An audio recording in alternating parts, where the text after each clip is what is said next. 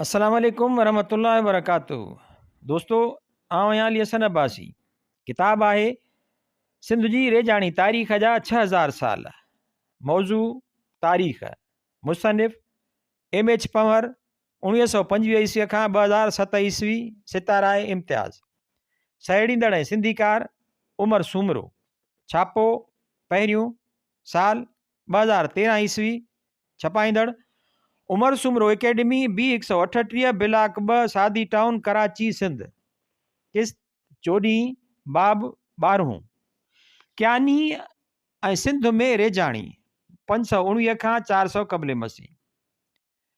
6 सदी क़ब्ल मसीह जे विच ते क्यानियुनि जी सरबराहीअ में दुनिया जी पहिरीं अज़ीम सल्तनत उभरी, जेका 519 क़ब्ल मसीह ताईं पखिड़िजी ओभर में हाणोके पाकिस्तान खां वठी ओलह में नील जे माथिरीअ ताईं, उत्तर में यूनान ताईं ऐं ॾखिण में अरबी समुंड ताईं वञी पहुती। राज घराणे जा राज राणा हुआ। नालो दौर साइरस 1 640 खां 600 क़ब्ल मसीह। कंबाइसिस 600 खां 559 क़ब्ल मसीह। साइरस 2 559 खां 530 क़ब्ल मसीह। कंबाइसिस 2 530 खां 522 क़ब्ल मसीह। बरडेटा 522 क़ब्ल मसीह। दारा 1 522 खां 486 क़ब्ल मसीह। ज़ेरगज़ज़ 486 खां 464 क़ब्ल मसीह पंहिंजे चाचे हथां मारिजी वियो। एटाज़ेरगज़ज़ 1 465 खां 425 क़ब्ल मसीह महलाती साज़िशुनि सबबि मारिजी वियो। दारा 2 426 खां 404 क़ब्ल मसीह। एटाज़ेरगज़ज़ 2 406 खां 359 क़ब्ल मसीह। एटाज़ेरगज़ज़ 3 359 खां 337 338 क़ब्ल मसीह।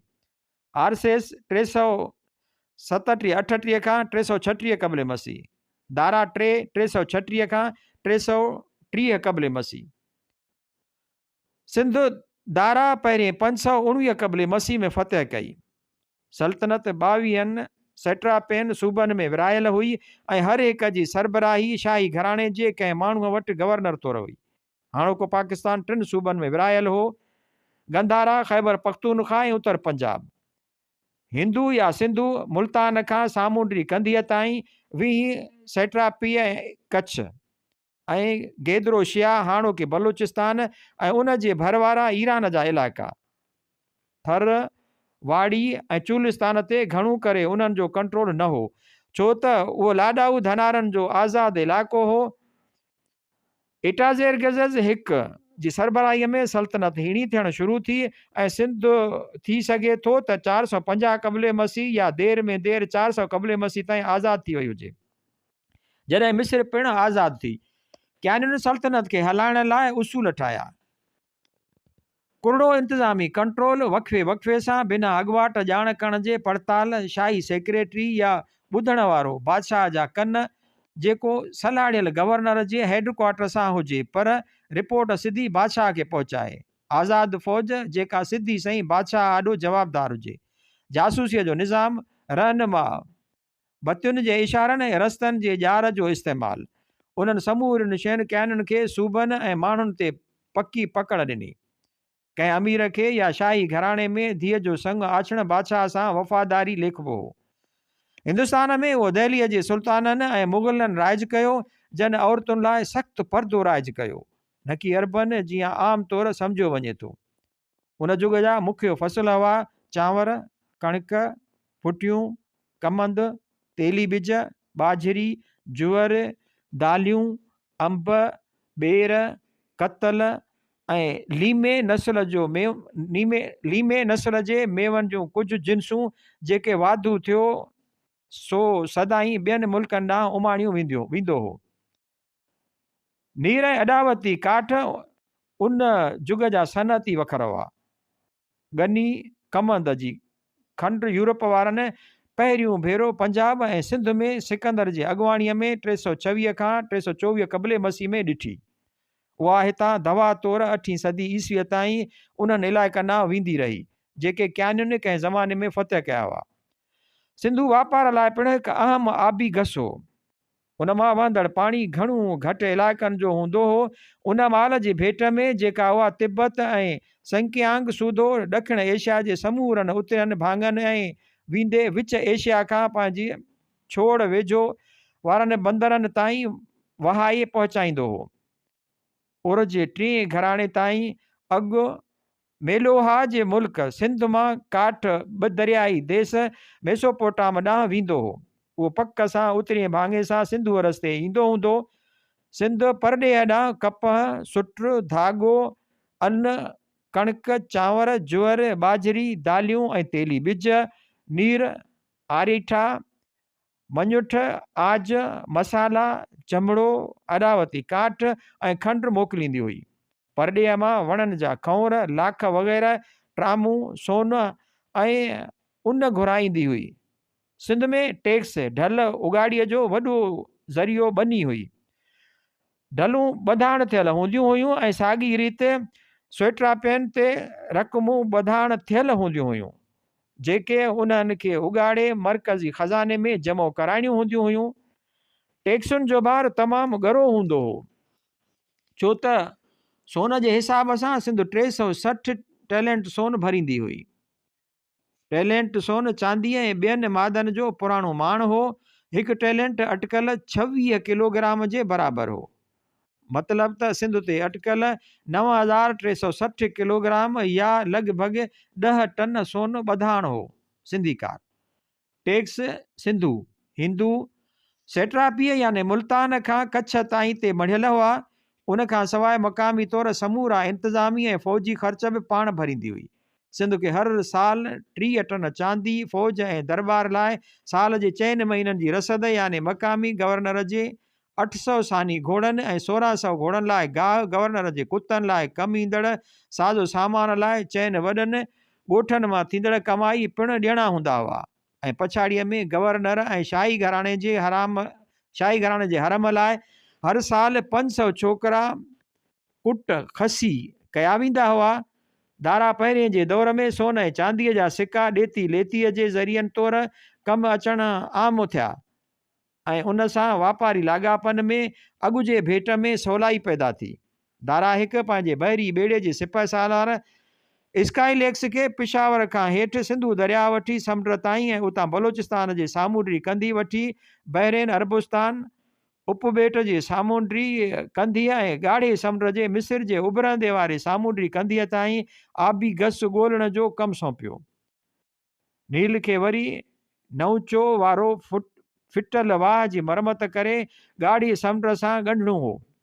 ईअं सिंध खे मिस्र सां ऐं ॿिन्ही मुल्कनि खे फारस नार सां ॻंढे समूरियुनि सोट्रापियन जो वापारु ओसारणो हो। सिंध क्यानी सल्तनत खे टैक्सुनि जी वधि में वधि रक़म ॾींदी हुई जंहिंमां सिंध में दारा हिकु हथां फ़तेह थियण खां अॻु थियल रेजाणी पखेड़ पधरी थिए थी। क्यानियुनि ज़राअत में पंहिंजी पती नाड़ीअ वारो हर्रो हिते आणे मिलाए जेको उथंदे बाबिलियन ठाहियो हो।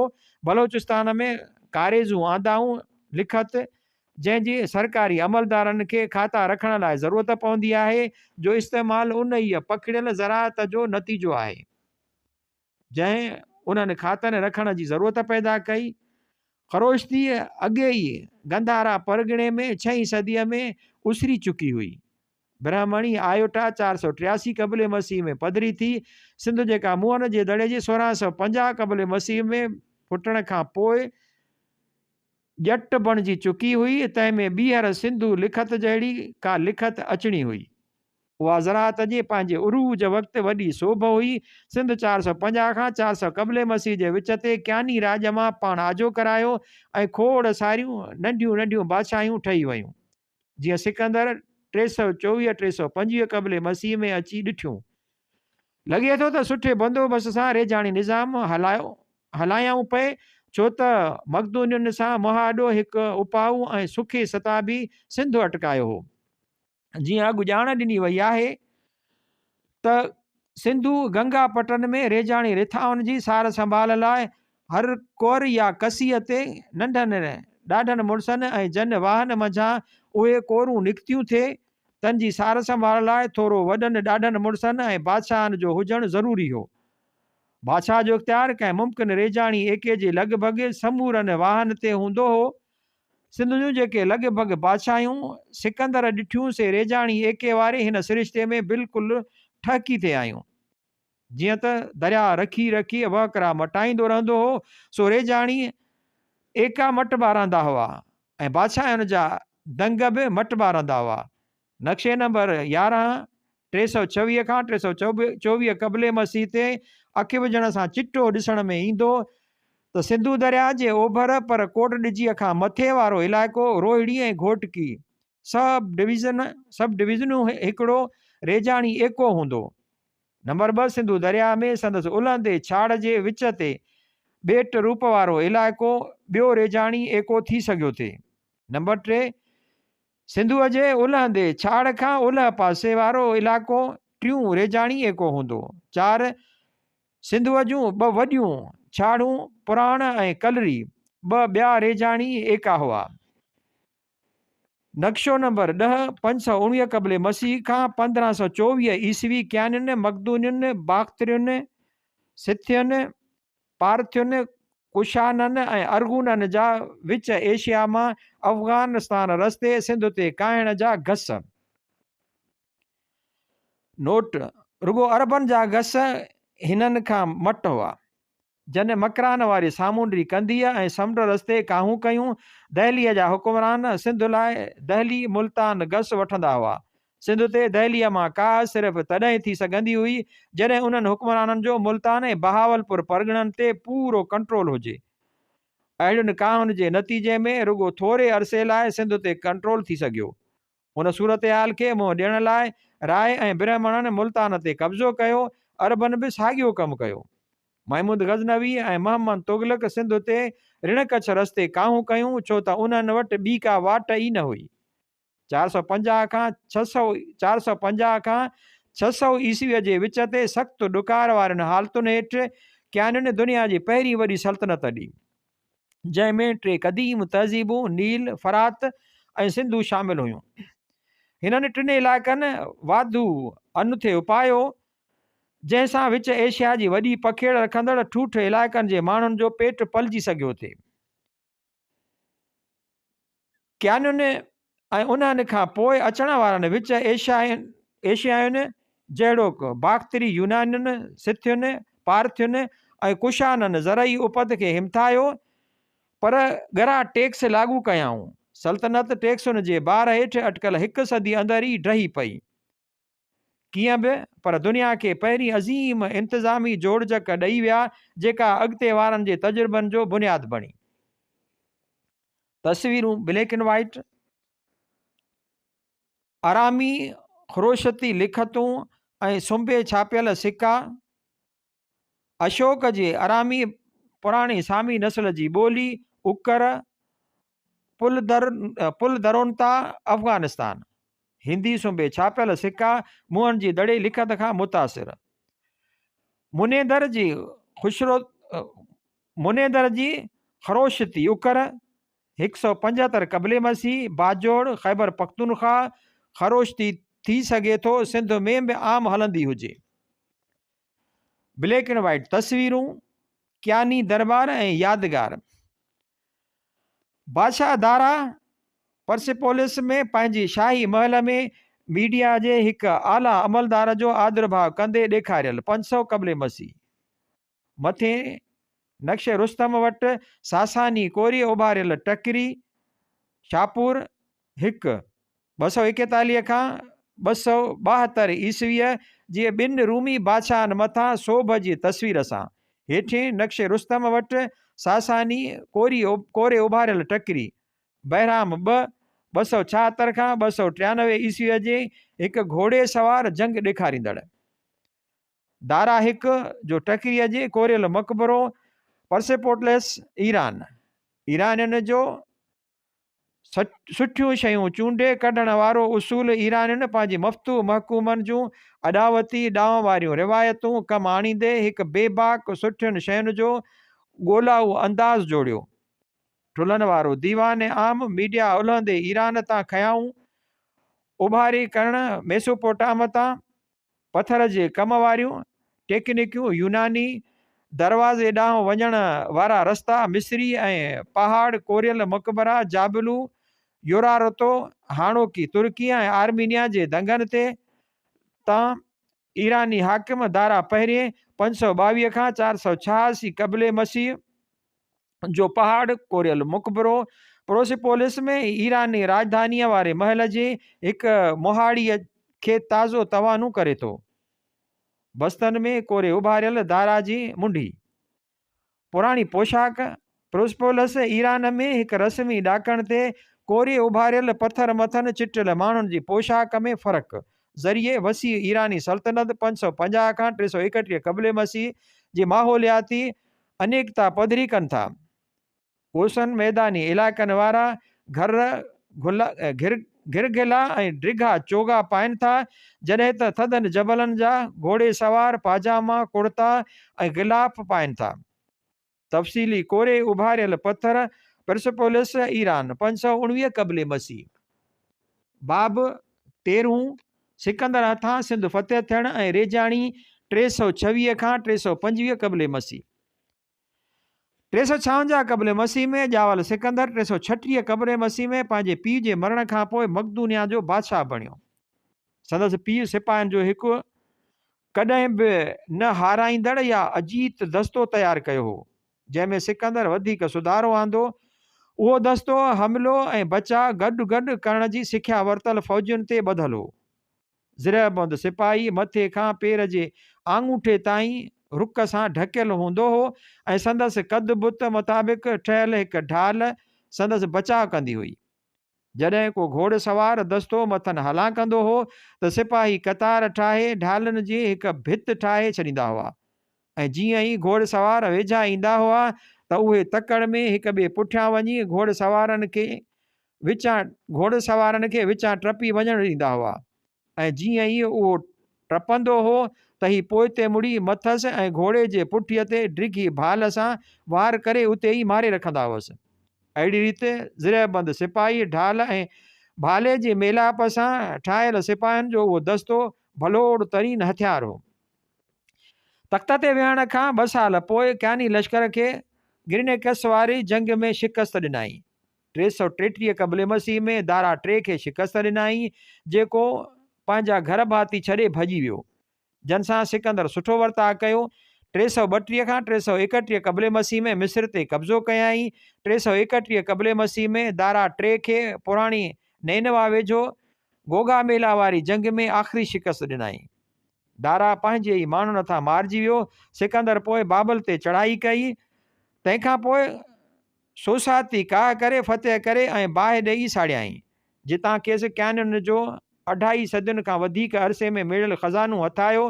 327 क़बले मसीह में बाख़्तरी यूनानी सरदार जी धीउ रोगज़ीन सां परणू कयाई ऐं साॻिए साल ॾखिण एशिया खे ज़ेर करण लाइ हिंदू कश टपियो। हेठी टेबल में सिकंदर जे सिंध ऐं पंजाब जे फतेहनि पोइ ते मोटण ऐं मरण जा सन ॾिनल आहिनि। पंजाब जे पोरस खे शिकस्त 326 क़बले मसीह। मुल्तान खां उतरे इलाइक़नि वारा मली 326 क़बले मसीह। आगज़ेड्रेटस 326 क़बले मसीह। मोसिकेनस 326 क़बले मसीह। सांबस हथियार फिटा कया 326 क़बले मसीह। सांबस बग़ावत कई, शिकस्त थियसि ऐं मारिजी वियो 325 क़बले मसीह। मोसिकेनस बग़ावत कई, शिकस्त थियसि ऐं मारिजी वियो। मोइरस 1 ऐं मोइरस 2 पंहिंजा इलाइक़ा छॾे खूहनि में ज़हर विझी ऐं भॼी विया 325 क़बले मसीह। ॾखिण सिंध में सिकंदर मुखालिफ़ विगोड़ शुरू थिया 325 क़बले मसीह। इराबिताई हथियार फिटा कया 325 क़बले मसीह। ओरिनेताई हथियार फिटा कया 325 क़बले मसीह। बाबल ॾांहुं धूकींदे महिल खाधे ऐं पाणीअ जी खोट जे करे मकरान सिकंदर खे शिकस्त ॾिनी 324 क़बले मसीह। सिकंदर जो मौत घणो करे ज़हर सां 323 क़बले मसीह। सिकंदर जी सल्तनत जो टुटणु 323 खां 301 क़बले मसीह। वापार पंहिंजे पेशरू दारा वांगुरु सिकंदर सिंधुअ जे छोड़ वारे बंदर सिकंदरी बंदरगाह बारबेरिकान या भंभोर खे मेसोपोटाम बिदरियाई देश सां ऐं मेसोपोटाम खे वरी ॻाढ़े समुंड रस्ते मिस्र सां ॻंढण जो फ़ैसिलो कयो ऐं बम्बोर मां अमीरुल बर न्यारकस जे महदारीअ में हिकु बहरी ॿेड़ो रवानो कयाई। समाजी ऐं मुआशी असर। सिकंदर जे फ़तहुनि जो तमामु घटि असरु थियो, सवाइ उन जे त यूनानी ॿोली ऐं इल्मु पिराइण जी ॿोली बणिजी वई ऐं ॾखिण एशिया जो साइंसी ऐं ॿियो अदब ऐं रस्मो रिवाज विच ओभर ऐं यूरोप ताईं पहुता, पर संदसि ओभर ऐं ओलह खे रलाए हिकु करण वारी हिमायत सोभारी न थी, छो त संदसि मरंदे ई ईरानी ऐं पाकिस्तानी मायूं पणियल संदसि सिपाहियुनि उन्हनि खे छॾे ॾिनूं ऐं संदसि पुट ऐं ज़ाल मारिजी विया। ईरानी सल्तनत ऐं ॾखिण एशिया बाबति साइंसी ॼाण हथु कयाई जेका यूरोप पहुती। आयुर्वेदक दवाउनि जो यूनानी दवाउनि ते असर ऐं ॾखिण एशिया जे ॿूटियुनि ऐं धाती मरकबनि जो वापराइण संदसि ॾखिण एशिया जे फ़तहनि जो वॾो लाभ हो। नक्शो नंबर 11 326 खां 324 क़बले मसीह सिकंदर जो सिंध फ़तह करण ऐं पोइ ते मोटण। 325 क़बले मसीह वारा नाला ऐं उन्हनि जी जाइ वठंदड़ नवां नाला। पुराणा नाला, नवां नाला। सिंडो माना सेवण, पटाला बहमणाबाद, मोसिकेनस जी राजधानी अलोर, रामबाकिया बेलो, अराबस हब, अलेक्जेंडर्स हेवन बम्भोर या बाबरिकान, मोरिंटोबारा मनोड़ो, कलाका मियाणी होड़, टोमेरस ने हिंगोल ने रासमलान मलाणो, अलेक्जेंड्रिया उच्च। गरम जुग ऐं सुञनि पोठनि जे माण्हुनि पारां सिंध खे फ़तह करणु। 900 क़बले मसीह खां पोइ आबहवा बहितर थी, पर ॾखिण एशिया जे ॿियनि भाङनि में थींदड़ सकाफ़ती अॻ भराइण जे बराबरी करे सघण जेतिरी न। लॻे थो त आबहवा 6हीं सदी क़बले मसीह जे पछाड़ के चौथे खां वठी अटकल 200 क़बले मसीह ताईं वधीक बहितर थी।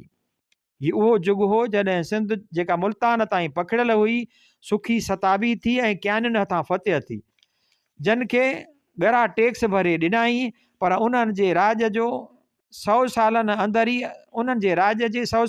ई आज़ाद थी नंढियूं नंढियूं बादशाहियूं थी वई। सिकंदर पारां सिंध ते 326 क़बले मसीह में काह करण वक़्तु 7 नंढियुनि नंढियुनि बादशाहनि मलोई, अलेक्जेंड्रेटस, मोसिकेनस, सांबस, आजिगेकेनस, मोइरस 1 ऐं मोइरस 2 साणसि सख़्तु मुहाॾो ॾिनो ऐं फ़ातिह आज़म जे अज़मत छेतियूं करे छॾियईं ऐं खेसि तकड़ में सिंध छॾे मकरान जे रेगिस्तान मां सिद्ध करणो पियो, जंहिं नेठि खेसि पंहिंजे बिना वणकार, बिना पाणी ऐं नासाज़ माहौलियाती हालतुनि सां शिकस्त ॾिनी। पछाड़ीअ में सिंध छॾण खां 1 साल पोइ खेसि बाबुल में ज़हर ॾिनो वियो। हिन मां रुॻो उहो पतो पवे थो त जेकॾहिं आबहवा सुठी आहे त आबादी वधण सां गॾु गॾु सुखी सताबी बि थिए थी ऐं पोइ माण्हू धरतीअ लाइ विढ़ण लाइ तयारु थी वञनि था, जंहिंसां जज़्बाती लॻाव थी वञनि थो। Chronological dictionary of Sindh. Sikandar Sindh में केतिरियूं ई नंढियूं नंढियूं बादशाहियूं ॾिठियूं ऐं फ़तह कयूं। मज़ेदार ॻाल्हि त उन नंढियुनि बादशाहनि जा दंग हिते ॾिनल नक्शे में ॾेखारियल ऐं हेठि बयानु कयल कनि सिट्राउनि जे हू बहू बीहारियल रेजाणी दंगनि सां कंहिं रीति ठहकंदा लॻनि था। अलेक्जेंड्रस जी बादशाही मुल्तान ज़िले ऐं बहावलपुर डिवीज़न जे उच ताईं भाङे ते ॿधल हुई। मोसिकेनस जी बादशाही बहावलपुर डिवीज़न जे उच खां हेठिएं भाङे सखर ज़िले जे हिसनि सिंधु दरिया जे खाबी कंधिया वारा जकबाबाद, शिकारपुर ऐं लाड़काणे ज़िले जे उतरिएं भाङे ते ॿधल हुई। आगज़िकेनस जी बादशाही हाणोक नवाबशाह, शहीद बेनज़ीराबाद ऐं ख़ैरपुर ज़िलनि ते ॿधल हुई। सांबस जी बादशाही दादू ऐं लाड़काणे ज़िले जे ओलहनि टकरनि ते ॿधल हुई, जिन खे घणो करे सिंधु दरिया जी उलहंदी छाड़ मंछर ढंढ जोही ऐं सेवण तालिकनि वारियूं कुझु नयूं ऐं टाकरू चश्मा पाणी रसाईंदा हुआ। उलहंदी छाड़ ऐं सिंधूअ जे विच ते हुजण करे हिकु वॾो ॿेट थी पियल ही इलाइक़ो पक सां भले नमूने रेजाइबो हूंदो ऐं मथसि 12 फ़सुल थींदा हूंदा ऐं उन करे उहो सिंध जो सभ खां शाहूकार इलाइक़ो हूंदो। मोइरस हिक जी बादशाही सिंधु दरिया जे उभरंदे छाड़ ते हुई, जेका तनियनि में उभरंदे पुराण मां वहंदी हुई। उन में सांगड़, बदीन ऐं थरपारकर ज़िलनि जा रेजाणीअ हेठि ईंदड़ टुकड़ा अची थे विया। मोइरस ॿ जी बादशाही सिंधु दरिया जे उलंदे छाड़ ते हाणोकनि हैदराबाद ऐं ठटे ज़िलनि ते ॿधल हुई। अराबिताई क़बाइली इलाइक़े में ॾखिण दादू, उत्तर ठटे ऐं कराची ज़िलनि जो मींहं ते ज़रात ऐं माल चाण जे रखुनि वारो इलाइक़ो कोहिस्तान अची थे वियो। इलाइक़े जा चश्मा पक सां रेजाणीअ जो हिकु अहम ज़रियो हूंदा, जीअं उहे अॼु बि आहिनि। ओरेंताईअ में हाणोके लसॿेले वारो इलाइक़ो अची थे वियो। सिकंदर जी तारीख़ साड़ींदड़नि वटां असांखे सिंधु दरिया जे वहकिरे में उन सदीअ दौरान आयल कुझु फेरनि बाबति पतो पवे थो। संदसि तारीख़ लिखंदड़ आस्टोबुलस लिखे थो त 1000 खां वधीक शहर ऐं उन्हनि सां गॾु ॻोठ जेके फिटी विया हुआ, छाकाणि त सिंधु पंहिंजो असुलु पेटु छॾे वियो हो ऐं पासीरो थी खाॿे पासे ते ॿिए पेट में वञी पियो हो, जेको घणो ऊन्हो हो ऐं उभकरी लाहीअ सां आबशार वांगुरु पिए वहियो। सो सिंधु हाणे साॼे पासे वारे फिटल इलाइक़े खे उथल जे ॾींहंनि में पाणी न पिए ॾिनो, छो त हाणे उहो इलाइक़ो न रुगो नई धारा खां पर उन जे उथल खां बि मथे हो। स्ट्रेबो पारां हवालो। आग्ज़िकेनस जे मुल्क में वहकिरे में ही फेरो अलोर ऐं पटाला जे विच ते यानी ख़ैरपुर, नौशहरे ऐं नवाबशाह शहीद बेनज़ीर आबाद ज़िलनि में 4हीं सदी क़बले मसीह में आयो, जंहिं उन्हनि ज़िलनि जो रेजाणी निज़ाम फिटाए छॾियो। उन जे पक सां आग्ज़िकेनस जी आग्ज़िनस खे हीणो कयो हूंदो, जंहिं फातिह ते सोभारो थियण लाइ हर उहा अटकल कमु आंदी जेका हू आणे सघियो थे। हिन अरसे दौरान सिंध में ॿ दरियाई सिरिश्ता हुआ। सिंध अंदरि वहकरनि बाबति सभ खां सॼर तहक़ीक़ कंदड़ वलेहलिमी चयो आहे त 325 क़बले मसीह में सरस्वती हाकड़ो दरिया सिरिश्तो 12 वहंदड़ आबी धारा न रहियो हो। उहो आब कल्याणीअ वारी मुंद जून खां सेप्टेंबर ताईं में वहंदो हो ऐं कॾहिं कॾहिं सिंधुअ जे छर जो पाणी ईंदो हुअसि, पर ॿेड़ियुनि जी बाक़ाइदे अच वञ में संदसि कंहिं रीति को हिसो न हो। वलेहलिमी 1966 खां 1968 ईस्वी उहो घटि वक़्त में लहंदड़ हाड़ जे पोखनि, जोर ऐं बाजरीअ जे पोखाईअ में किरदारु निभाए सघियो थे ऐं पाणी लही वञण खां पोइ संदसि तरे में गाह फुटी सघिया थे। सिकंदर जी तारीख़ सहेड़ींदड़ वटां मिलियल ॼाण मां ही नतीजा कढी सघजनि था। मोसिकेनस, माछियुनि ऐं सांबस समन जा मुल्क रेजाणी सिरिश्तनि जे करे सुखिया सताबा हुआ। मोरिया हिक जे मुल्क में ॿ दरियाई सिरिश्ता हुआ ऐं उहो घणो करे सभ खां वधीक उपाऊ परगि॒णो हो।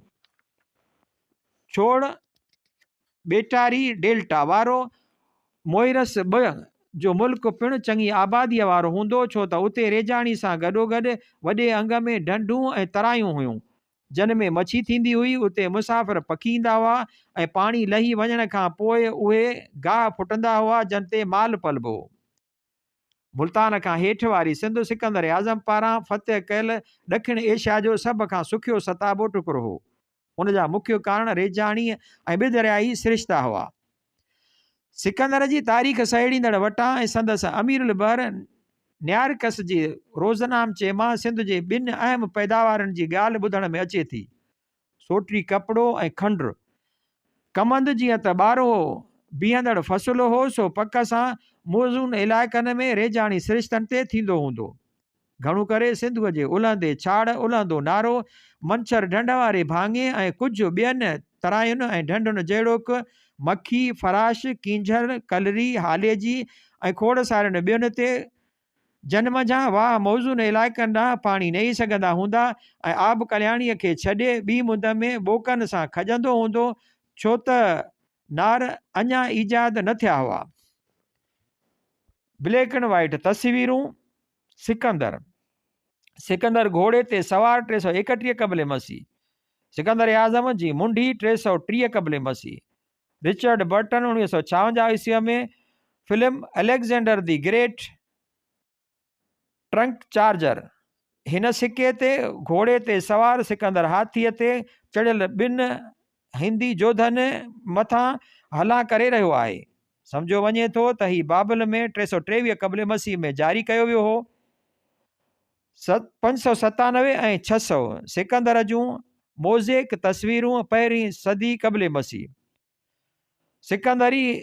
सिकंदर हिकु सिके ते सिकंदर जो पत्थर जो कफन 4हीं सदी क़ब्ल मसीह जे पोयाड़ी। नक्शो नंबर 12 323 क़ब्ल मसीह सिकंदर जी सल्तनत। सिकंदर जे फ़तहनि जा सनवार तरतीब हिन रीत हुई। सिकंदर जे फ़तहनि जी सनवार तरतीब हिन रीत हुई। ईराननि मथां ग्रेनिकस में सोभ 334 क़ब्ल मसीह। ईराननि मथां एसोस में सोभ 334 क़ब्ल मसीह। ताइर ते कड़ो 332 क़ब्ल मसीह। मिस्र जी फ़तह 332 क़ब्ल मसीह। गोगा मेला में सोभ 331 क़ब्ल मसीह। परसपोलिस ते कब्ज़ो 331 क़ब्ल मसीह। दारा के बाण 330 क़ब्ल मसीह। कंधार जी फ़तह 329 क़ब्ल मसीह। सोगदियाना जी फ़तह 328 क़ब्ल मसीह। बाख्तर जी फ़तह 328 क़ब्ल मसीह। पोरस के शिकस्त 326 क़ब्ल मसीह। मलोई वारनि खे शिकस्त 326 क़ब्ल मसीह। आक्जेंड्रेटस के शिकस्त 326 क़ब्ल मसीह। मोसीकेनस जो आण मञणु 326 क़ब्ल मसीह। सांबस के शिकस्त 325 क़ब्ल मसीह। आजिकेनस के शिकस्त 325 क़ब्ल मसीह। मोइरस 1 ऐं मोइरस 2 जी भाॼ 325 क़ब्ल मसीह। एराबिताई जो आण मञणु 325 क़ब्ल मसीह। ओराइताई जो आण मञणु 325 क़ब्ल मसीह। नक्शो नंबर 13 323 खां 187 क़ब्ल मसीह। मौर्या सल्तनत 250 क़ब्ल मसीह में पंहिंजी वधि में वधि पखेड़ वक़्तु। नोट कच्छ थी सघे थो त 322 क़ब्ल मसीह में मक़ामी राजधणियुनि खां वराए वरितो वियो हुजे। नोट मौर्यनि विभाङे 3 सदी अंदरि पहिरीं ॾखिण एशियाई सल्तनत जोड़े वरिती ऐं क्याननि वांगुरु उनखे सघारे इंतिज़ाम हेठि हलायाऊं जेको कोटेलिया जे अर्थ शास्त्र ते आधारियल हो। उहे इंतिज़ाम परॾेही पॉलिसीअ कानून ऐं इंसाफ़ ऐं कसियुनि जे साइज़ुनि ऐं बनीअ जे मापनि मुताबिक़ टैक्स लागू करण वारा सभु नज़रिया रातो राति न घड़िया हूंदा।